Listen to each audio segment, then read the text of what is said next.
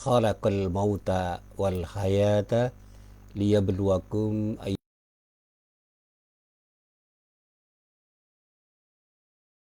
la syarikalah wa ashhadu anna Muhammadan abduhu wa rasuluh.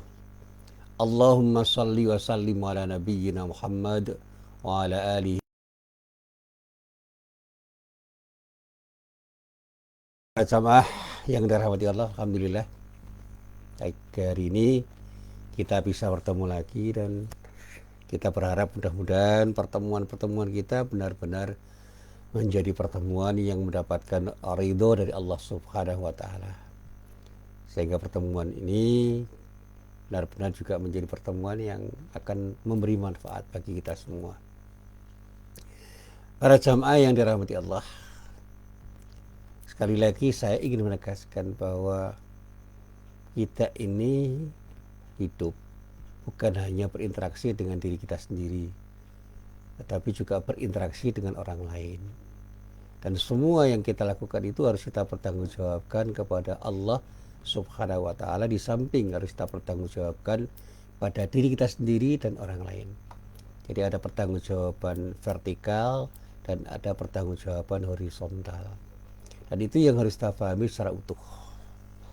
Saya sering mengatakan begini, seseorang yang hanya memahami hubungan vertikalnya dengan Allah itu adalah sesuatu yang penting dan tidak mementingkan hubungan horizontal, itu menjadi orang yang tidak memiliki keseimbangan.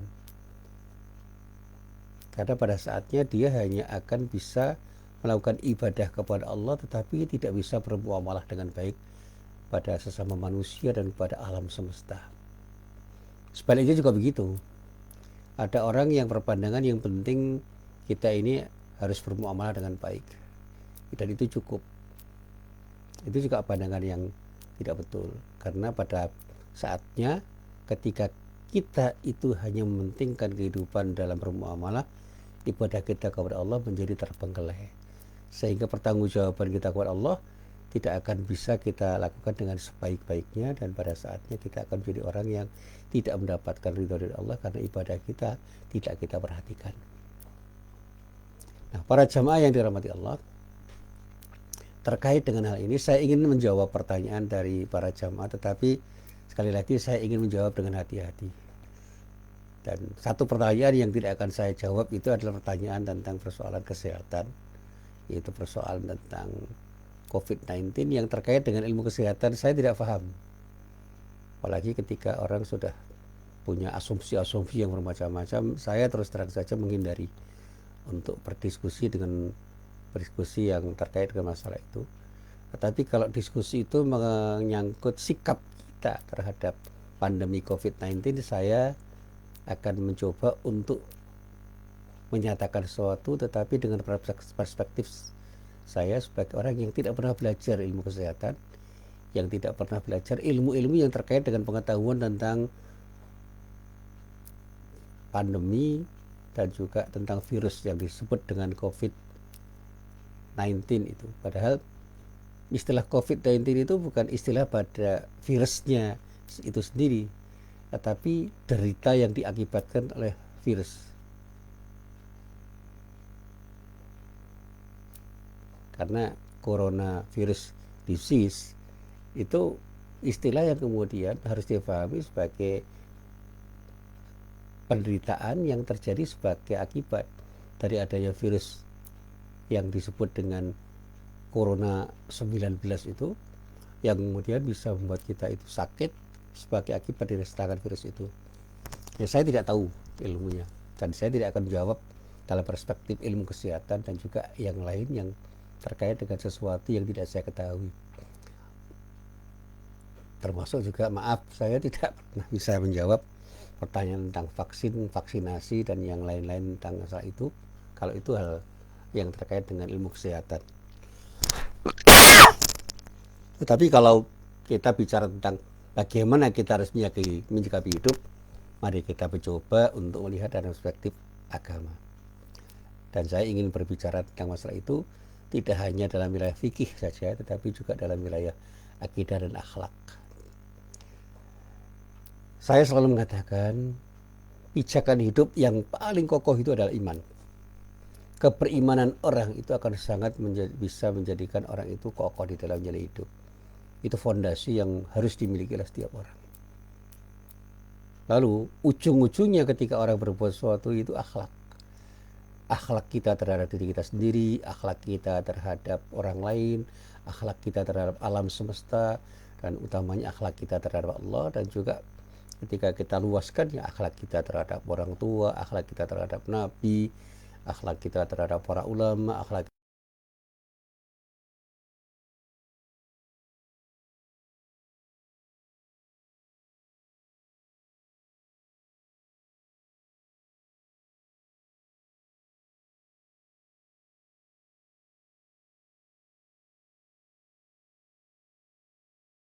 karena fikih itu penting, tetapi bukan merupakan sesuatu yang bisa dipisahkan dari yang lain.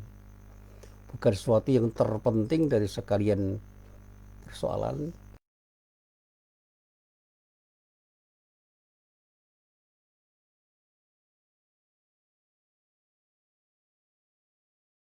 Kita dengan iman yang kita miliki, dan itu yang akan menentukan kemana kita mengarah.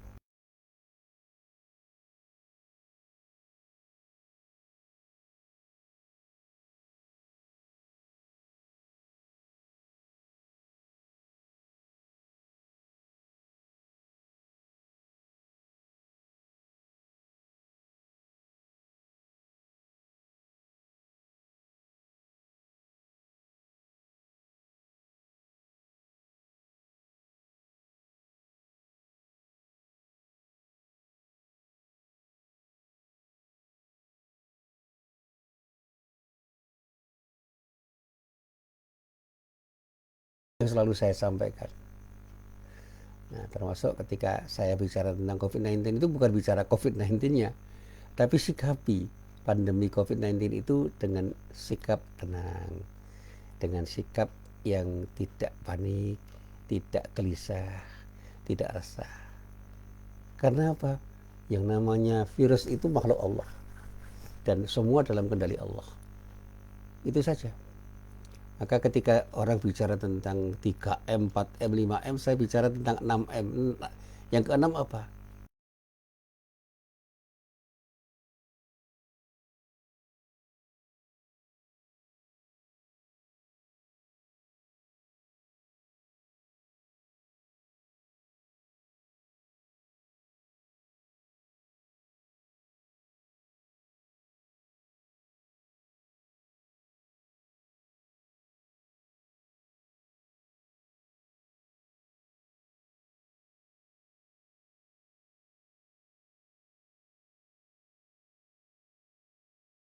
Itu akan sembuh dari sakit, dan orang itu tidak berpenyakit hanya karena obat. Itu keyakinan yang saya tumbuhkan di dalam diri saya.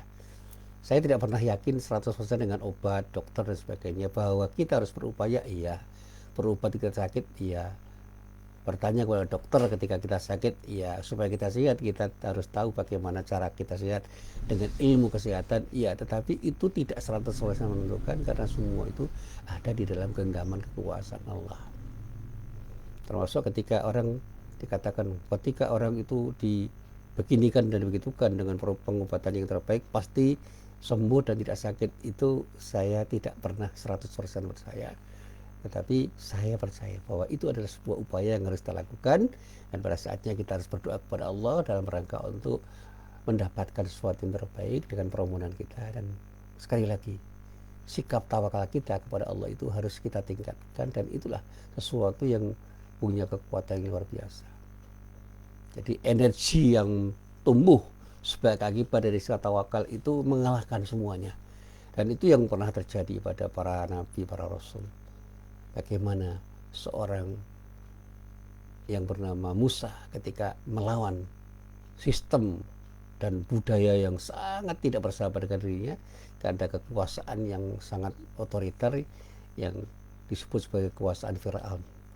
Fir'aun itu sudah segala-galanya, dan kalau dengan perhitungan di atas kertas, pengetahuan rasional murni, Musa tidak akan mungkin selamat dari kejaran Fir'aun. dan Fir'aun pasti akan menang. Tapi qadarullah, Fir'aun terkalahkan karena tenggelam di laut. Demikian juga cerita saya tentang Raja Abraha pada ketika saya menafsirkan surat Al-Fil dengan kitab tafsir yang saya baca. Sederhana saja, saya membaca kitab tafsir Al-Qurtubi, Al-Jami' li Ahkamil Quran. Saya jelaskan dengan sejelas-jelasnya. Jangan sombong. Abraha dengan tentara gajahnya itu kalah karena Allah berkuasa untuk mengalahkan semua yang dianggap kuat dan menganggap kuat dirinya. Hanya karena burung ababil yang menjatuhkan kerikil-kerikil yang panas, mereka porak-poranda. Dan masih banyak lagi, apalagi contoh-contoh bagaimana para rasul, para nabi itu berjuang untuk melawan kezaliman. Sikap tawakal mereka itu memiliki kekuatan yang luar biasa. Termasuk di dalamnya ketika orang sakit. Cerita Nabi Ayub itu sangat menginspirasi saya. Bagaimana Nabi Ayub itu sakit bertahun-tahun dan hampir tidak ada harapan untuk sembuh. Tetapi karena sikap tawakal Nabi Ayub, ternyata Allah memberikan sesuatu yang luar biasa. Dia sembuh karena air. Bukan airnya itu yang menyembuhkan, tapi kuasa Allah yang melibatkan air, atau air yang kemudian dikirimkan oleh Allah dengan kekuasaan Allah, air itu bisa menyembuhkan penyakit. Nah, Nabi Ayub sembuh karena izin Allah, dan pada saatnya Nabi Ayub kembali menjadi orang hebat karena Allah memberikan keleluasaan bagi dirinya untuk menjalani sesuatu yang pada saatnya membuat dia sukses, lebih sukses dari apa yang pernah dia raih. Nah, para jamaah yang dirahmati Allah, nah, pada bagian ini saya ingin berilustrasi tentang wakaf yang sekarang lagi tren, lagi jadi isu yang menarik untuk dibicarakan. Saya selalu mengatakan begini dalam bahasa saya, cinta harta itu instinktif. Di dalam Al-Quran surat Al-Fajr bahkan ditegaskan, a'udzubillahi minasyaitonirrajim wa tuhibbunal mala hubban jamma. Dan Anda semua, kamu semua mencintai harta benda dengan kecintaan yang berlebihan. Ini instinktif. Semua orang kalau bicara tentang cinta kepada harta, tidak ada yang tidak cinta. Dan bahkan ada orang yang karena hubbul mal, kecintaannya terhadap harta, lupa kepada yang lain. Sehingga cinta kepada yang lain terlupakan, bahkan kemudian dirinya sendiri pun dicampakkan. Apalagi ketika berhadapan dengan orang lain. Bahkan pada kedua orang tuanya ada orang yang tidak mau berbakti karena harta. Dan Al-Quran itu menyebut firman ini sebagaimana firmannya yang dikatakan dengan tegas oleh Allah, wa tuhibbunal mala hubban jamma. Dan pada akhirnya banyak orang yang lupa kepada Allah karena harta. Banyak kejadian yang lazimnya itu tidak harus terjadi, tetapi pada saat itu terjadi karena persoalan harta. Kita sebut misalnya ada perkelahian antara saudara dalam memperebutkan harta waris, perkelahian atau perseteruan antara rekan bisnis, bahkan ada seorang anak yang berani membunuh orang tuanya demi alasan harta. Ini sesuatu yang terjadi di dunia ini. Nah, kecintaan manusia terhadap harta itu bisa menjadikan seseorang itu bersikap bakhil, kikir. Termasuk kikir untuk bersedekah, kikir untuk berinfak, kikir untuk berzakat. Dan Allah menyatakan di dalam surat Al-Adiyat ayat 8 itu dikatakan wa innahu li hubbil khairi lasyadid. Ini menegaskan seperti apa yang disebut dalam Al-Quran surat Al-Fajr ayat 20. Kalau Al-Fajr mengatakan wa tuhibbunal mala hubban jamma, di dalam Al-Adiyat dikatakan wa innahu li hubbil khairi lasyadid. Dan sesungguhnya dia, siapa manusia itu sangat bakhil karena cintanya pada harta. Bahkan kalau saya baca kitab tafsir, sebagian ahli tafsir menjelaskan bahwa ayat ini bermakna bahwa manusia itu menjadi bakhil karena sangat kuat cintanya pada harta, sehingga apapun itu menjadi sesuatu yang harus dikaitkan dengan harta. Saya pernah ditanya itu, saya ilustrasikan aja begini. Saya kebetulan pernah mau ngaji. Nah, karena saya ngaji di sebuah instansi, ada seorang staf dari instansi itu bertanya, maaf Ustadz, biasanya Ustadz diberi berapa? Saya tersenyum saja. Bukan itu apa-apa. Saya tidak mau mengatakan bahwa saya tidak senang harta, tidak. Tapi saya ingin menjawab apa yang ditanyakan orang itu untuk mengatakan bahwa kita ini mengaji dalam rangka untuk apa? Untuk ibadah. Jangan pernah bicara tentang perolehan duniawiyah yang harus dicari dalam pengajian-pengajian. Saya jawab dengan bahasa sederhana. Ya, saya mohon maaf ya. Saya mengaji itu untuk beribadah. Dan ini bagian dari kewajiban saya sebagai seorang dai untuk mengaji. Ya, mari kita mengaji saja. Itu aja. Enggak, Ustadz, ini saya ditanya oleh pimpinan saya. Ya, katakan para pimpinan Anda, jangan berbicara tentang itu. Karena itu sesuatu yang saya hindari, karena saya ingin apa yang saya lakukan itu benar-benar mendapatkan ridho dari Allah. Karena itu saya tidak ingin mengaji karena sesuatu yang bukan karena ridho Allah. Jadi kalau semuanya kita lakukan dengan niat karena ingin mendapatkan ridho Allah, insya Allah semuanya mengalir. Dan sekali lagi, harta itu menjadi sesuatu yang sangat dicintai karena menjadi sesuatu yang menjadi kecenderungan orang untuk meraihnya. Dan banyak orang yang kemudian ingin meraih harta dengan cara apapun, termasuk di dalamnya meraihnya dengan cara-cara yang tidak dibenarkan oleh Allah. Dan pada saatnya ketika orang sudah punya harta, kesediaan untuk bersedekah itu menjadi sulit untuk ada di dalam dirinya, karena orang melihat harta itu adalah sesuatu yang dia tuju. Padahal harta itu adalah alat, media untuk beribadah kepada Allah. Bersihkan diri kita dengan harta kita dan bersihkan harta kita dengan sedekah kita, sehingga apa yang kita lakukan itu bisa membersihkan harta kita dan hati kita, sehingga cinta kita terhadap harta itu menjadi sirna, karena cinta kita kepada Allah yang pada saatnya harus menjadi sesuatu yang melekat pada diri kita. Nah, para jamaah yang dirahmati Allah, apa hubungannya dengan wakaf ini yang sering saya sampaikan? Mari kita coba untuk memahami filosofi wakaf itu dengan benar. Saya katakan harta, utamanya harta yang memiliki kemanfaatan untuk dikelola sebagai modal usaha dan dikembangkan jadi sumber dana, ya, dan untuk dimanfaatkan, itu harus kita jadikan sebagai alat untuk menjadikan kita itu mendapat nilai tambah dari harta yang seolah-olah kita miliki, padahal itu milik Allah yang dititipkan kepada kita. Jadi kalau kita punya uang 1 juta, kita bisa menggunakan uang 1 juta itu untuk kita habiskan sesaat, tapi bisa kita kembangkan menjadi harta wakaf yang kita coba untuk kita pinjamkan dan kita investasikan untuk kemanfaatan orang banyak, sehingga uang itu tidak stagnan, tidak mandek menjadi 1 juta, tetapi bisa berkembang, dan perkembangan dari uang atau keuntungan yang bisa kita peroleh, bisa diperoleh dengan uang 1 juta itu bisa kita share, bisa kita bagi pada banyak orang untuk tujuan ibadah dan tujuan yang lain yang senilai dengan ibadah.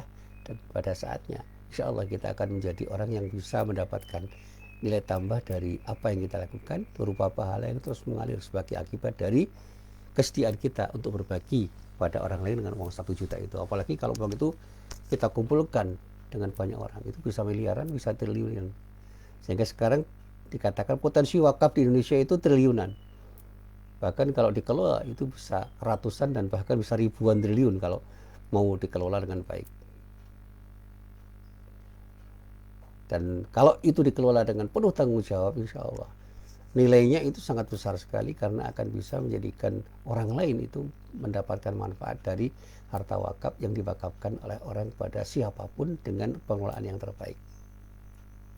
Nah, para jamaah yang dirahmati Allah, kalau kita punya tanah, punya rumah, punya pekarangan, punya sawah ladang, atau yang semakna dengan itu, kita bisa mengambil manfaat dan memberikan manfaat pada siapapun tanpa adanya pengambil alihan kepemilikan harta itu dari kita, dari diri kita. Sehingga ketika harta itu dimanfaatkan oleh orang lain dalam waktu yang relatif cukup, insya Allah itu akan mencarikan harta itu akan beri manfaat pada banyak orang. Jadi kalau kita itu punya perjanjian wakaf untuk tujuan tertentu dan bahkan kemudian kita rancang dengan sedemikian rupa, itu insya Allah harta kita itu akan menjadi aset yang berharga bagi masyarakat luas untuk kepentingan penyantunan dan pemberdayaan masyarakat untuk hal apapun, baik dalam wilayah ubudiyah maupun muamalah. Kita tidak harus membatasi wakaf itu pada masjid misalnya. Jadi kita punya tanah dan punya uang untuk bangun masjid, itu wakaf dan nilai ibadahnya sangat tinggi. Tetapi bisa jadi dalam bentuk sekolah, panti asuhan, atau sesuatu yang bisa beri manfaat kepada masyarakat dan nilai kemanfaatannya itu sesuai dengan prinsip syariat. Nah, saya selalu mengatakan begini, pengambil alihan manfaat terhadap harta itu harus terjadi karena kerelaan antara si pemilik harta dengan orang-orang yang akan mengelola, dengan disertai sikap amanah dari orang yang diberi amanah oleh pemilik harta itu, sehingga si penerima yang disebut dengan nadir itu benar-benar menerima dari wakif untuk menjaga keberadaan tersebut dan memanfaatkan data itu sesuai dengan amanah yang diberikan, sehingga harta itu tidak boleh rusak, tidak boleh kemudian nilainya itu berkurang. Dan secara implisit sebenarnya wakif itu mengatakan kepada nadir, manfaatkan harta ini, jangan sampai ada pengurangan nilai. Kalau bisa bertambah nilainya, dan kemudian tambahan nilai itu kita berikan pada banyak orang, sehingga pokok harta itu akan kembali bukan hanya pada bendanya, tetapi pada nilai dari benda itu yang kemudian kita ketika kembali pada wakif itu tidak akan ada pengurangan sedikit pun. Sehingga ketika harta itu diwakafkan, tidak boleh si penerima wakaf itu memperjualbelikannya atau bahkan menghabiskannya sehingga harta itu menjadi rusak atau hilang. Nah, pola itu yang disebut dengan wakaf yang sesungguhnya, sehingga wakaf katakan di dalam bahasa para ulama dengan tahbisul asli wa tasbilul manfaah. Pokoknya dijaga, tetapi manfaatnya itu bisa diperoleh. Jadi kalau saya itu pernah mencoba untuk mewakafkan sepeda dan sepeda motor untuk saya pinjam kepada siapapun yang memanfaatkan. Sepeda dan motor itu tetap menjadi sepeda dan motor. Memang bisa jadi sepeda dan motor itu rusak, tapi peminjam sepeda dan motor itu ternyata bertanggung jawab, sehingga sepeda dan motornya itu dirawat dengan baik. Nah, siapapun itu. Nah, itu bukan milik saya sebenarnya, milik kantor. Jadi di kantor saya itu ada kelebihan uang, kemudian diberikan sepeda dan sepeda motor. Tapi tidak untuk diberikan kepada karyawan, dipinjamkan kepada karyawan untuk dirawat dan digunakan, dimanfaatkan sebaik-baiknya. Dan ternyata manfaatnya sangat banyak. Dan pada saatnya, ketika ada uang yang lebih, saya bisa membeli sepeda-sepeda yang lain untuk saya berikan nilai kemanfaatannya pada banyak orang yang membutuhkan. Sehingga pernah di kantor saya itu ada 21 sepeda dan 2 motor yang bisa saya pinjamkan kepada orang yang memerlukan, sehingga karyawan itu bisa memanfaatkannya dengan baik, bahkan kemudian dimanfaatkan oleh para mahasiswa tanpa membayar. Mereka memanfaatkannya karena itu kemudian apa yang saya kelola itu menjadi sesuatu yang bermanfaat untuk banyak orang. Dan bahkan kata teman-teman saya, jangan pernah mereka yang menggunakan kita kembali dengan biaya perawatan. Kita juga harus menyediakan biaya perawatan, karena pada saatnya biaya perawatan itu peruntukannya bukan untuk kita, tapi untuk masyarakat demi kemaslahatan banyak orang. Dan mudah-mudahan dengan cara seperti ini orang akan bisa melihat bahwa ternyata wakaf itu bisa dilakukan dengan berbagai macam cara. Saya pernah punya gagasan begini, bagaimana kalau jamaah masjid itu mengumpulkan uang, dan uang itu kita tasarrufkan untuk sesuatu yang lebih bermanfaat. Kita pinjamkan dengan prinsip mudharabah. Misalnya kita pinjamkan pada penjual angkringan, penjual soto, penjual bakso, penjual sesuatu yang ada di kaki lima, dan mereka itu berhak menggunakan uang itu dan pada saatnya mengembalikan modal yang diberikan, modal yang kita berikan, dan keuntungannya ialah mereka gunakan untuk apa saja, termasuk untuk kepentingan keluarganya. Jadi mungkin perjanjiannya adalah saya berikan modal pada Anda, 70% keuntungannya untuk Anda murni, tapi 30% Anda infakkan kepada siapapun yang nilainya itu lebih banyak daripada ketika Anda manfaatkan sendiri. Dan ternyata ada yang mau. 1 juta kita berikan, kemudian ketika untung per bulan itu mereka bisa menginfakkan 30% murni dari keuntungan bersih mereka untuk diinfakkan kepada fakir miskin, di masjid-masjid yang mereka sering berjamaah di situ. Dan kalau itu berjalan, insya Allah itu luar biasa. Tapi ini sebagai gagasan yang masih ya, prematur. Saya katakan prematur karena saya belum bisa melaksanakannya untuk saya pertanggungjawabkan kepada banyak orang. Cuma ini sudah saya mulai dengan beberapa teman saya. Kecil-kecilnya sudah saya mulai, tetapi saya belum bisa melihat hasilnya secara konkret. Tapi ada sesuatu yang bisa saya berikan dan kita berikan kepada orang untuk bisa berikan manfaatnya tanpa harus mengurangi harta kita, karena harta kita itu akan lebih bermanfaat dibanding ketika harus kita manfaatkan sendiri. Saya pernah membahas di dalam sebuah pertemuan sebuah hadis yang banyak diriwayatkan oleh para ulama hadis, termasuk hadis yang diriwayatkan oleh Imam Bukhari dan Imam Muslim. Ceritanya dari Abdullah bin Umar. Ya. Diceritakan di sini dari Abdullah bin Umar, dia mengatakan begini. Asaba Umaru radhiyallahu anhu ardan bi Khaybar. Fa'atan Nabi sallallahu alaihi wasallam. Jadi satu saat dikatakan oleh Abdullah bin Umar bahwa Umar itu mendapatkan tanah di Khaybar. Lalu beliau mendatangi Nabi Muhammad sallallahu alaihi wasallam. Untuk apa? Untuk meminta fatwa. Dia katakan di dalam bahasa dia, fa'atan Nabi sallallahu alaihi wasallam yasta'miruhu fiha. Faqala ya Rasulullah, inni asabtu ardan bi Khaybar, lam usib malan qattu wa anfasu andi minhu.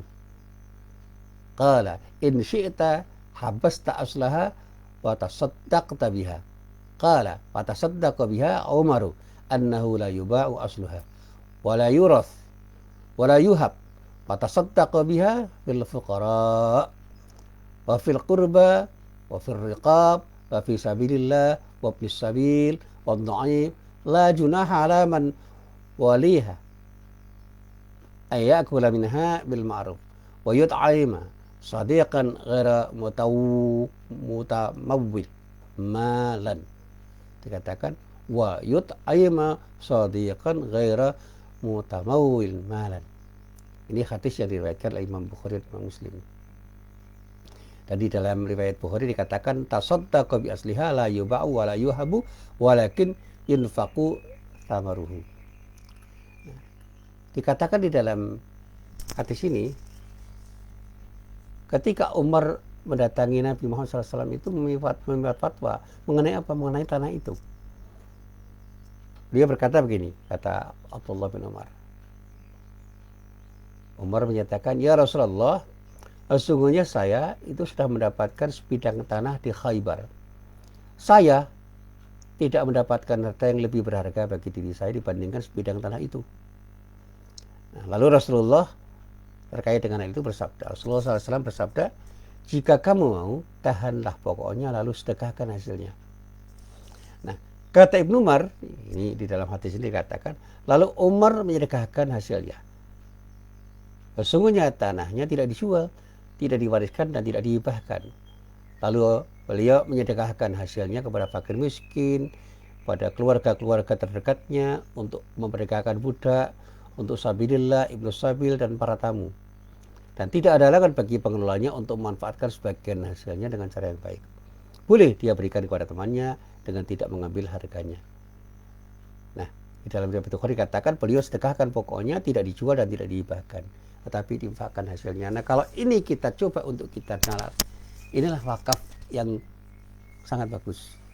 Jadi kalau kita punya tanah, berikan tanah itu pada orang lain, bukan untuk dihibahkan, bukan untuk dijual belikan, tapi dimanfaatkan. Nah, lalu kemudian sekarang orang bicara, bagaimana dengan uang? Nah, uang pun itu bisa kita perlakukan seperti tanah. Bukan kita habiskan, tetapi kita pinjamkan untuk diinvestasikan.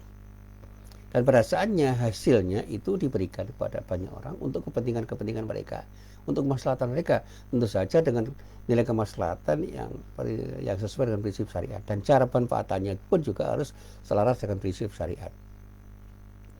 Jadi kalau kita punya uang bersama-sama kita kumpulkan, lalu kita berikan kepada nadir tertentu, baik itu secara pribadi maupun secara organisasi, lalu dimanfaatkan uang itu untuk kemaslahatan umat, luar biasa.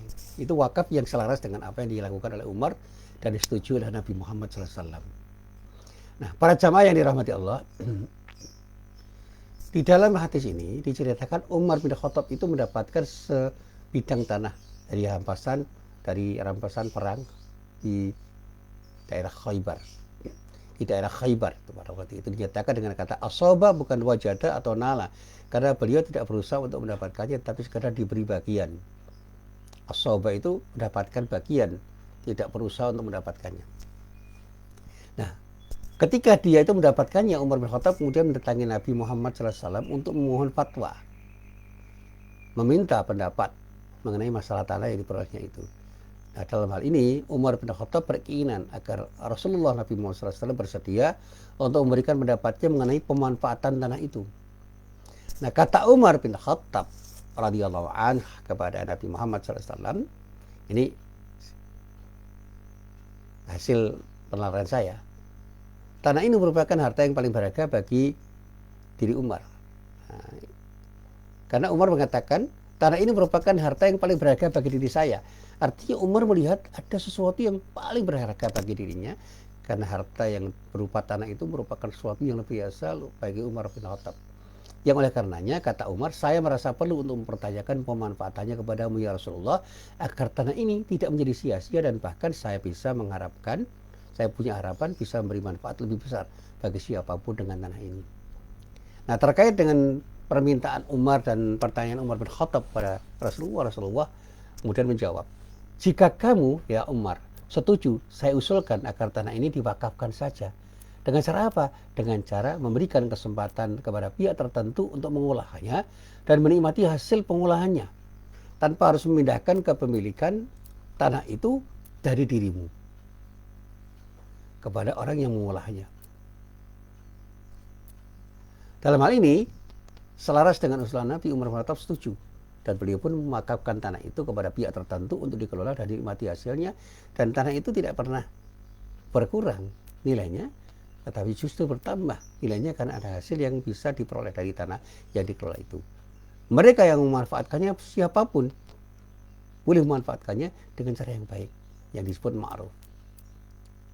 Nah, kesimpulan dari hadis ini saya sampaikan bahwa tanah yang dimiliki oleh seorang bisa saja diwakafkan kepada orang lain dengan akad atau kontrak pemindahan hak pemanfaatan, bukan pemindahan hak kepemilikan.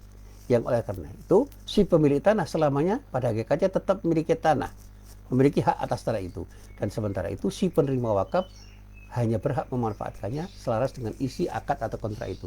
Nah, kalau itu dikaitkan dengan uang, bisa saja kemudian dipahami bahwa seseorang yang punya uang dengan jumlah tertentu bisa saja memindahkan hak pemanfaatan uang itu kepada orang lain, bukan memindahkan hak kepemilikan uang itu.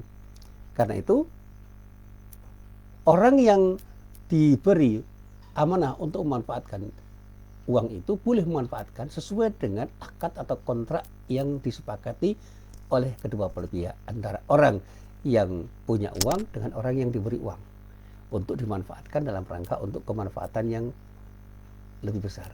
Jadi bagaimana uang itu dimanfaatkan untuk kemanfaatan yang lebih besar, itu yang dijadikan pokok akad. Jadi kalau saya misalnya punya uang 1 miliar, saya bisa mengamanahkan uang 1 miliar itu kepada siapapun untuk dimanfaatkan sehingga punya nilai kemanfaatan yang lebih besar. Saya pernah berguru begini.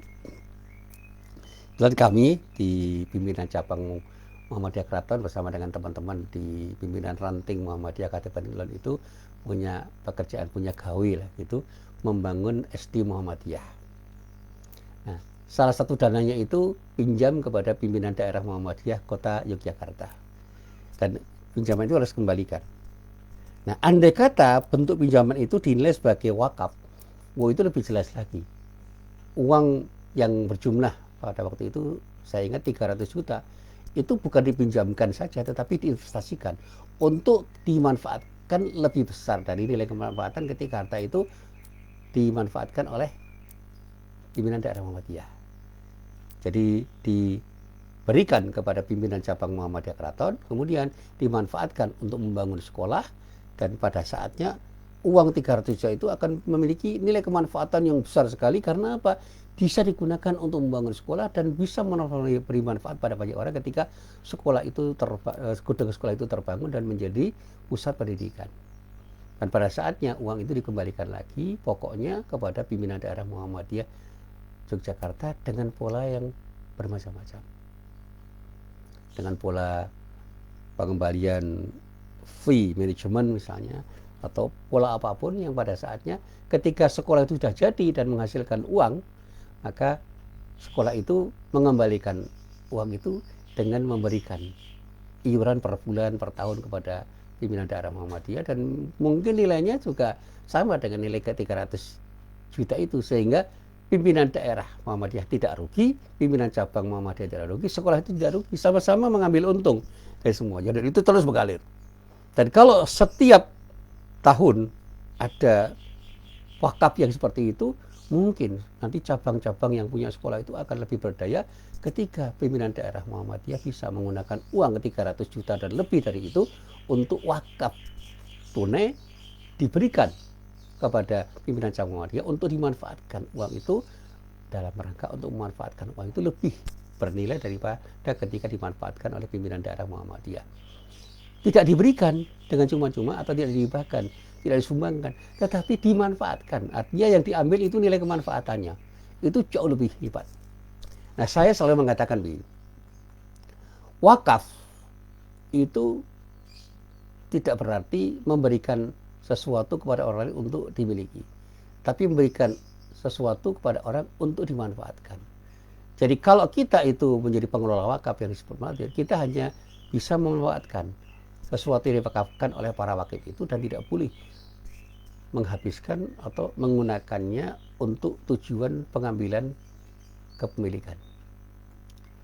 Dan semua harus dilakukan dengan ma'ruf, cara yang baik. Ialah, kalau dalam bahasa saya, bagaimana kita melakukan tindakan yang terbaik dengan kebiasaan atau adat istiadat yang berlaku, sehingga apa yang kita lakukan itu bisa memenuhi apa yang diinginkan oleh kedua belah pihak ketika berwakaf dan diberi amanah untuk wakaf, dan pada saatnya nilai kemanfaatannya itu bisa kita peroleh dan bisa dirasakan oleh banyak orang. Seseorang bisa saja kemudian mengambil sebagian manfaat dari harta wakaf itu dengan persetujuan wakif. Misalnya seorang nadir itu diberi hak untuk mengambil nilai manfaat dari uang yang diwakafkan itu. Misalnya saya sebagai nadir diberi amanah untuk mengelola uang 1 miliar dan kemudian saya investasikan untuk berdagang dengan pola bisnis yang bisa mendatangkan keuntungan besar.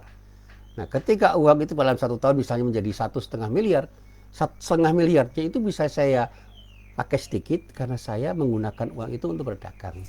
Sehingga saya sebagai pelaku bisnis bisa memanfaatkan uang itu dengan persetujuan para wakif yang mewakafkan uang itu untuk saya kelola dalam rangka untuk berusaha di dalam dunia bisnis yang saya tekuni. Jadi kalau saya sebagai nadir itu tidak boleh saya mengambil harta itu, tetapi boleh mengambil nilai manfaat dengan persetujuan para wakif yang mewakafkan harta itu atau uang itu. Nah, para jamaah yang dirahmati Allah, simpulan penting tentang wakaf tunai itu sederhana. Ketika orang itu mewakafkan uang dan uang itu diwakafkan, maka orang yang mewakafkan itu seolah-olah menyerahkan sepenuhnya pemanfaatan uang itu secara penuh tanpa reserva kepada nadir. Tetapi secara eksplisit sebenarnya si wakif itu mengatakan tolong manfaatkan uang ini dengan sebaik-baiknya sehingga punya nilai tambah. Dan si nadir kemudian mengatakan iya, secara eksplisit saya akan memanfaatkan uang ini sehingga wakaf uang ini akan bermanfaat untuk semuanya. Untuk Anda sebagai wakif karena mendapatkan pahala dari Allah, dan untuk semua orang yang bisa mendapatkan nilai manfaat dari uang wakaf yang bisa saya kelola dengan sebaik-baiknya. Meskipun kata para ulama, pewakaf boleh saja menentukan syarat-syarat tertentu pada si pengelola untuk tidak mengambil manfaat dari harta wakafnya, dan syarat-syaratan itu harus dipenuhi oleh si nadir.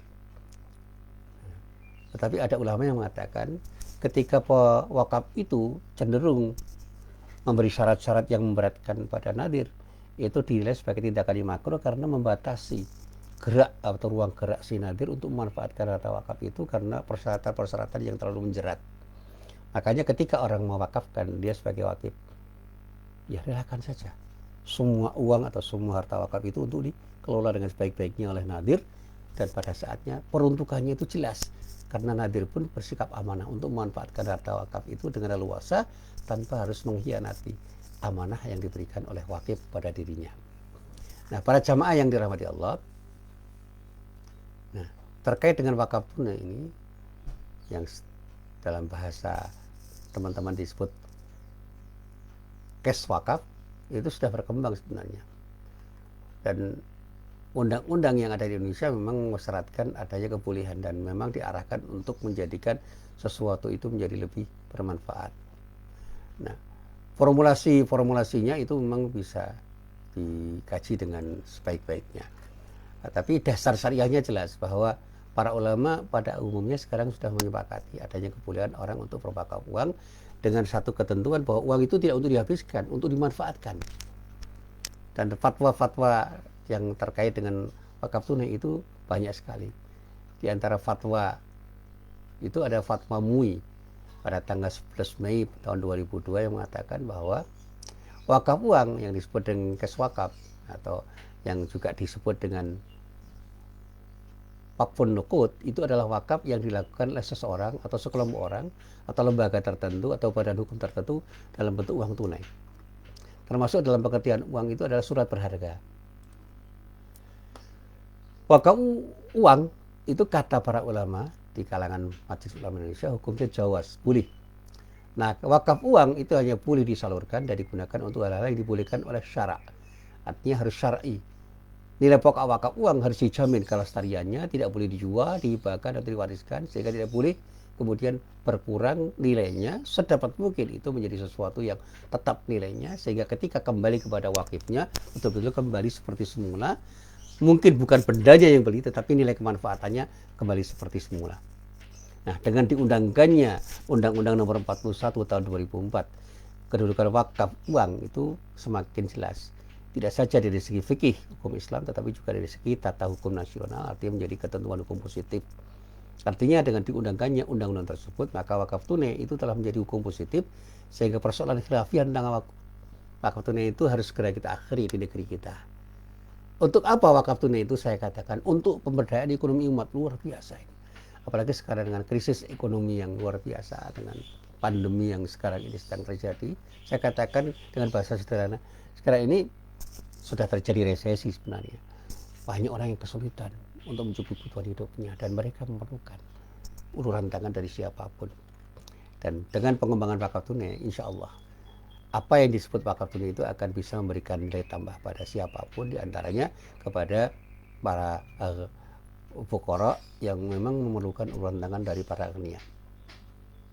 Dan berkali-kali saya katakan bahwa pengembangan wakaf tunai itu memiliki nilai ekonomi yang sangat strategis, dan bahkan dengan dikembangkannya wakaf tunai akan terdapat sejumlah keunggulan. Ya, saya memetakan begini. Yang pertama, wakaf tunai yang jumlahnya bervariasi itu akan memudahkan si pemberi wakaf atau wakif untuk melakukan ibadah wakaf tanpa adanya kesulitan untuk menggunakan harta wakaf itu dengan penggunaan yang sebenarnya sangat rumit ketika dilakukan oleh seseorang. Yang kedua, wakaf uang itu bisa dimanfaatkan untuk mengembangkan wakaf-wakaf tanah yang ada sekarang ini, sehingga pembangunan gedung itu bisa diolah dengan uang-uang yang diberikan dalam wakaf tunai itu.